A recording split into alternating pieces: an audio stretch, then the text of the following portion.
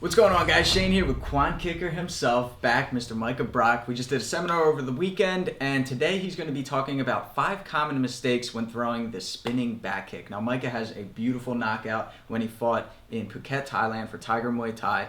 What, a minute and 20 seconds in or so? Got a beautiful spinning back kick knockout to the liver. His opponent was in agony, spit his mouthpiece out. You guys got to check that out. Link will be in the description below, but until then, let's take a look at how to do it correctly. Alright, cool. So, Micah, I know when I do my sparring, I spar with a lot of different types of fighters. MMA guys, Muay Thai fighters, Taekwondo guys. And as MMA evolves, more people are trying more spinning attacks, especially the back kick. But they're very messy, they're very sloppy, and they rarely land. Talk about that a little bit. Okay, so when it comes to the back kick, there are a few key mistakes people make that pulls from the power of the kick. Yeah. If you get all these mistakes fixed, then you're going to have a crazy strong back kick. But I think what started the confusion was the term spinning back kick, and it gets used more often than back kick. Yeah. Well, the thing is, spinning back kick, or the actual back kick, is a linear technique. That means it goes straight forward into your target. It doesn't actually spin. There's a turn, but it doesn't spin. There's no circular motion. Right. So that's the biggest mistake, is people are spinning their kick when they should be shooting it forward like a straight punch or like a teep or a side kick, right? Got it. So what I mean by spin is if I'm back here, what they do with their back kick is they sort of spin it like that, almost like a hook kick. Now where this came from, or why people started trying to change it, was in sport competition with side stances. So if we're here in a side stance, and I threw a straight back kick right there, his arm's pretty much in the way, and if I hit, I'm not hitting anything vital. I might push him back with a really hard one, scare him a bit, but to get his liver, I can't get to it very well from here, okay? Especially if he just turns like that. So that's why people started to make it a spinning technique to sort of grab the point. Okay. It won't have any knockout power, Yeah. but when they're standing square, that's when the correct back kick should be used. The linear strike that goes boom right in there. So from here, boom, okay? So that's where the spinning confusion began. Another thing is their starting footwork, where people are trying to kick the kick straight, Yeah. but their footwork is causing them to spin. So what I mean by that is when they set up or they start, especially if they're in a square stance, which, in MMA, kickboxing, anything where you have to defend low kicks, that's usually where they're going to be. Yeah. So what they'll do is they'll cross step like this.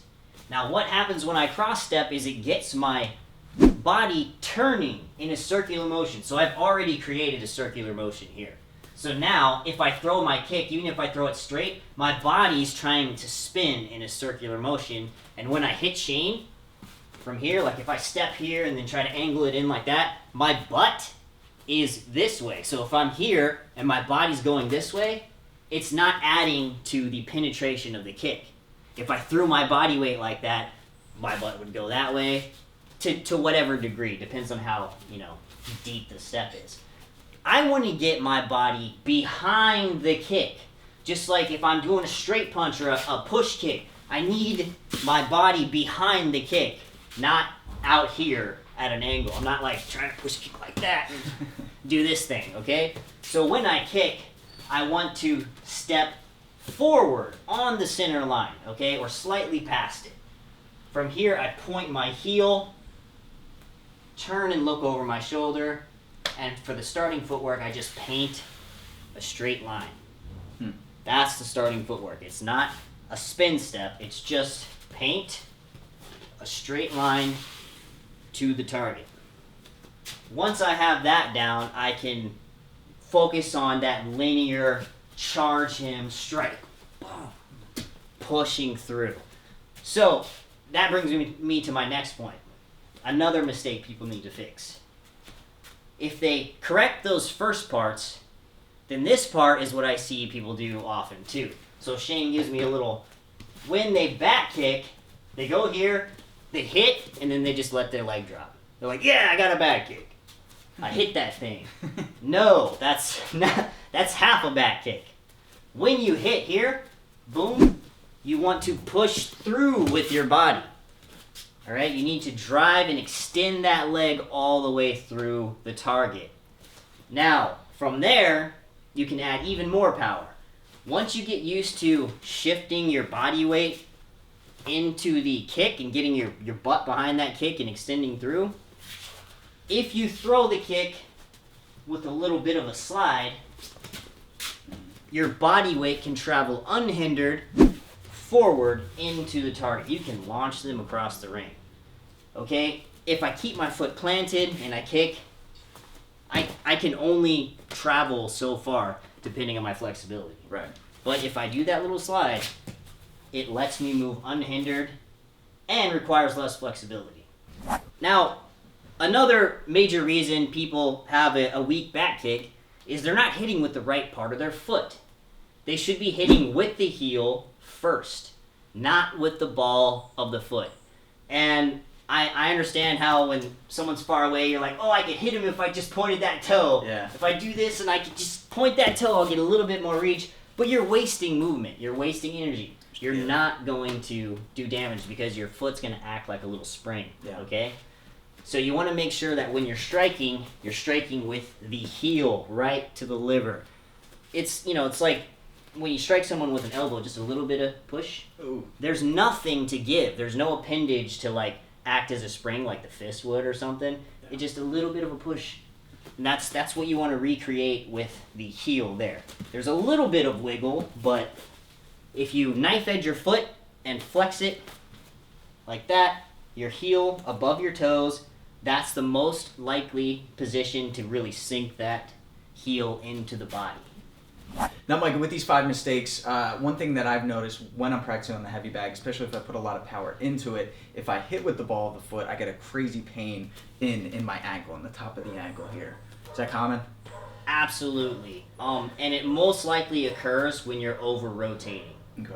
If you over-rotate, instead of hitting with your heel, what's going to happen is you'll end up with the heel off to the side and you'll hit with your toes. Right. But let's say you just thrown a whole bunch of force into that. Yeah. Well, your toes are here, your heel's here, the rest of your body is going to push this way. Right. And your foot is going to crush up against your shin. Yeah. And I say this from personal experience. The first tournament I ever won gold in, I was spamming jumping back kicks because my opponent had no answer. But I wasn't paying attention to the angle my foot was hitting, and I would hit with the ball of my toe, but my body would keep going, and then it would fold and crush my ankle, okay? And again, that happens when you're over-rotating. Okay. The biggest, or the easiest thing to correct that usually causes that is not stepping forward. Someone steps a little bit too far, and that will make them spin just a little bit enough to make that injury occur. So step forward, and when you launch, think of it like you're launching a horse kick, or you're throwing a horse kick from here. Now, as you extend, you will sort of turn out just a little bit, but your knee should be downward, not out up here. Okay, that's more likely to cause you to spin for the spinning or for the back kick. Right. All right. There you guys have it. Practice it, rep it out, master it. The spinning back kick. The spinning back kick. The non-spinning spinning back kick, right? All right, guys, like any technique, practice is key. You got to consistently work at it. And Micah, I know you told me that before your fight in Thailand, you said you just stood in front of the bag and for 20 minutes or so, you just practiced very slowly technique and accuracy on the back kick, right? Placement. Yeah. I don't care how long you've been doing the back kick. You've been doing it 20 years, 30 years, 2 years. Before you plan to use it in a fight, or you have a fight coming up, if you have just 5-10 minutes, however much time you can get aside with you in the bag, you need to practice that placement over and over, nice and slow. Work out your accuracy so when you're actually fighting, your back kick will be where you need it, when you need it, and you don't end up overspinning and get a crushing injury in your ankle, or underspinning and getting punched in the face. Well, thank you for that. Exactly. And that's, I think the best way to think about it is repetition is key, but spinning technique, it's a motion blur, right? When you spin, you don't see much. You have your peripheral vision, but it's kind of feeling that accuracy is what's key, right? Exactly. And you're never too good at a back kick to warm up that accuracy. There you go. All right, guys, check out Micah's channel. Link is in the description below. Support him. You're going to love his videos. And until next time, be sure to subscribe to get the fight tips before your opponent does. I'm Shane. I'm KWONKICKER. Fight tips for the underdogs.